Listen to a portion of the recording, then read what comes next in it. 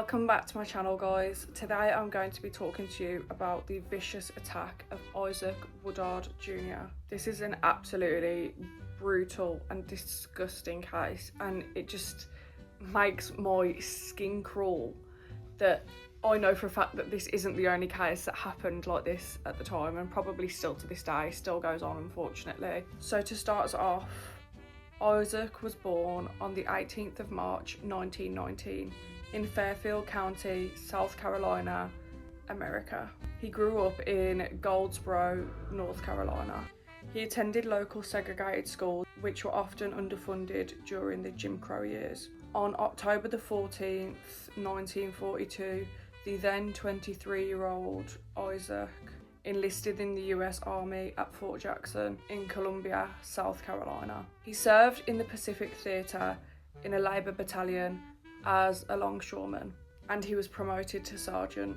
He earned a battle star for his Asiatic Pacific Theater Campaign Medal by unloading ships under enemy fire in New Guinea, and received the Good Conduct Medal, as well as the American Campaign Medal and World War II Victory Medal. He received an honourable discharge. A month before Isaac's 27th birthday, on the 12th of February 1946, he was on a Greyhound Lines bus travelling from Camp Gordon in Augusta, Georgia, where he had been discharged en route to join his family in North Carolina. When the bus reached a rest stop just outside Augusta, Isaac asked the bus driver if there was time for him to use the toilet. The driver begrudgingly acceded to the request after an argument. Isaac returned to his seat after the rest stop without incident, and then the bus departed. The bus stopped in Batesburg, South Carolina. Though Isaac caused no disruption, nor did he start another argument, the driver contacted the local police, including Chief Linwood Shull, who forcibly removed Isaac from the bus. After demanding to see his discharge papers, a number of Batesburg policemen took Isaac to a nearby alley, including Shull, where they beat him repeatedly with coshes. They then took Isaac down to the town jail and arrested him for disorderly conduct, accusing him of drinking beer in the back of the bus with other soldiers. Newspaper accounts vary on what happened next, and accounts sometimes spelled his name as Woodward instead of Woodard. But author and attorney Michael R. Gardner said in 2003, "In none of the papers is there any suggestion there was a verbal or physical violence on the part of Sergeant Woodard. It's quite unclear what happened really. What did happen with certainty is the next morning when the sun came up, Sergeant Isaac Woodard Jr. was blind for life." Here is a picture of Isaac after he was blinded in 1946. During the course of the night in the jail, Shull beat and blinded Woodard, who later stated in court that he was beaten for saying yes instead of yes sir. He also had partial amnesia as a result of his injuries. Woodard? I keep saying Woodard or Woodard. I don't know which one it is. I don't know how to pronounce it. I would say Woodard in the English accent, but I feel like Americans would probably say Woodard. Woodard further testified that he was punched in the eyes by police several times on the way to the jail, and later repeatedly jabbed in his eyes with a cosh. Newspaper accounts indicated that Isaac's eyes had been gouged out. Historical documents indicate that each globe was ruptured irreparably in the socket. The following morning, the Batesburg police sent Isaac before the local judge, who found him guilty and fined him $50, which is crazy that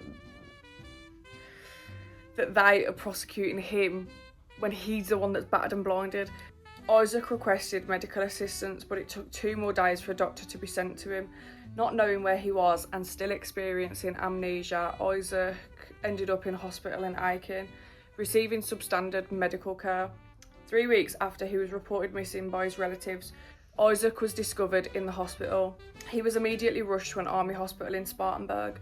Though his memory had begun to recover, by this time doctors found both eyes were damaged beyond repair. Although the case was not actually reported on widely at first, it was soon extensively covered in major national newspapers.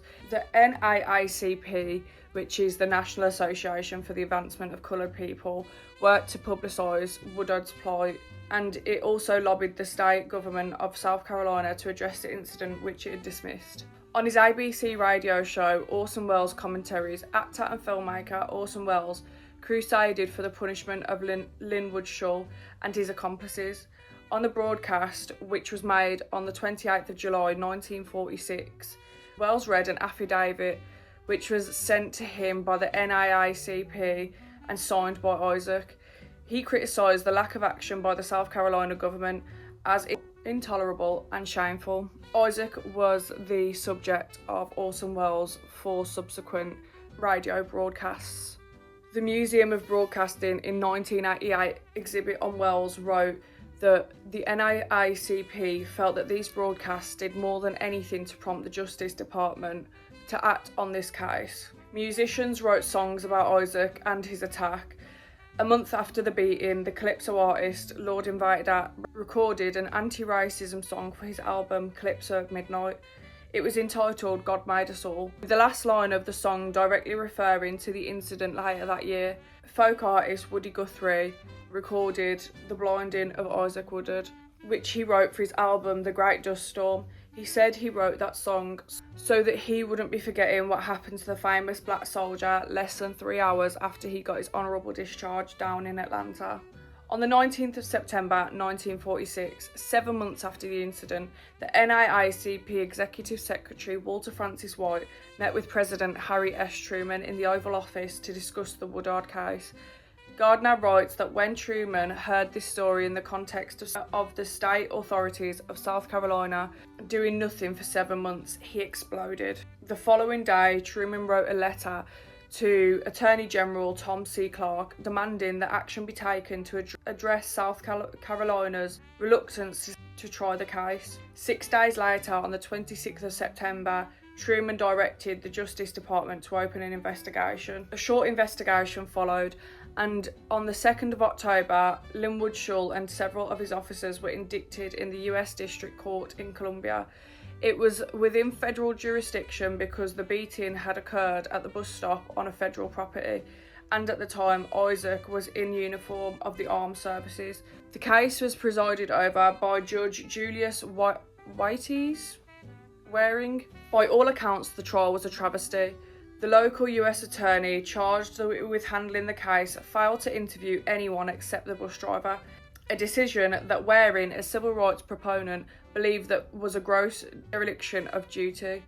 Waring later wrote of being disgusted at the way the case was handled at the local level, commenting, "I was shocked by the hypocrisy of my government in submitting this disgraceful case. The defence did not perform better." When the defence attorney began to shout racial epithets at Isaac, Waring stopped him immediately. During the trial, the defence attorney stated to the all-white jury, black people were excluded from juries due to the disenfranchisement of black people in the South, that if you rule against Shull, then let this South Carolina secede again. After Isaac gave his account of the events, Linwood Shull firmly denied it. He claimed that Isaac had threatened him with a gun and that he used his kosh in self-defence. During his testimony, Shull admitted that he had repeatedly struck Isaac in the eyes. On the 5th of November 1946, after 30 minutes of deliberation, the jury found Linwood Shull not guilty on all charges, despite his admission that he had blinded Woodard. The courtroom broke into applause upon hearing the verdict. The failure to convict Shull was perceived as a political failure by the Truman administration. Isaac moved north after the trial during the Second Great Migration and lived in the New York City area for the rest of his life. He was politically active for at least a few years after the attack, supporting the American Labour Party and the Progressive Party, but he later withdrew his support and backed Truman for his re-election. He died at age 73 in the Veterans Administration Hospital in the Bronx on the 23rd of September 1992. He was buried with military honours at the Calverton National Cemetery, Section 15, Site 2180 in Calverton, New York. I personally think that it is absolutely disgusting to think that, one, Linwood Shull remained free, a walking free man for the rest of his life, was never prosecuted for what he and his little cronies did to Isaac. Isaac was blinded for life.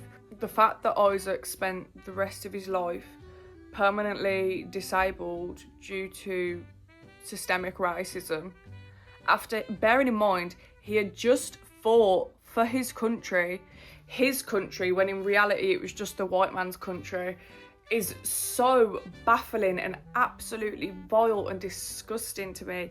It irritates me beyond belief. Like I said at the start of the video, the fact that it didn't just happen once. Isaac is not the only person that has been battered or abused or had racial slurs shouted at him when he has served his country. To go to war, may I just add, to be under constant enemy fire, to manage to survive that, just to come home, to be treated as a second-class citizen anyway.